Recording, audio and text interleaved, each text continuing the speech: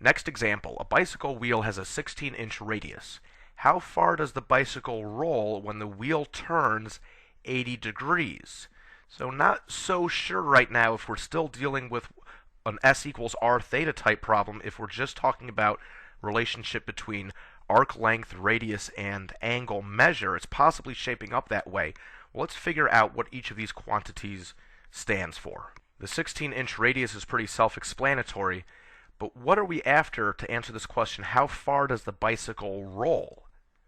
Let's think about this diagram right here. It's a circle, it's a wheel now, and this point here is right where the wheel is making contact with the ground, and I have a radius drawn in on the wheel. If I think about moving this wheel, having this wheel start to turn, it's going to roll forward, and as it rolls forward, this point is going to be back to the left of where it initially started. As the wheel rolls forward, this point moves clockwise. And now let's draw where the point is where the wheel is touching the ground right now. Now it's moved forward this distance, but the actual distance that it has rolled forward is exactly the same as this arc length right here. So as this circle rolls, the point that is touching the ground goes from right here on the wheel, and it moves along the edge of the circle, just like an arc length, just like any other point traveling along a circle. So it is arc length that we have in this problem, what we're asked to find in terms of how far does the wheel roll. Well, that is going to be arc length. So moving on, we've got our radius equals 16 inches. We have an angle measure in degrees, 80 degrees. We've got to do a unit conversion to get this into radians. I'm multiplying by this factor, pi radians equals 180 degrees.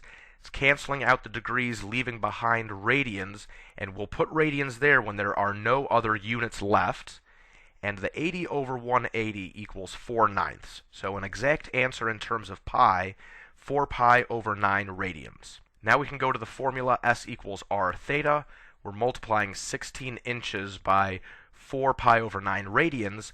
We know the radians units will give way to the inches units. We'll have our answer as the arc length in inches. And this product here, we won't get anything to simplify our denominator, as an exact answer 64 pi over 9 inches.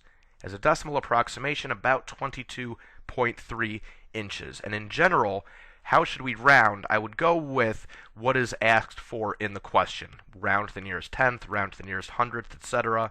In my personal philosophy, exact answer is always the nicest thing for me to see. So 64 pi over 9, I'd say, is a perfectly fine and completely accurate answer. I'm not compelled to come up with a decimal approximation. And if I do, I should see if the problem directs me to round in a specific way.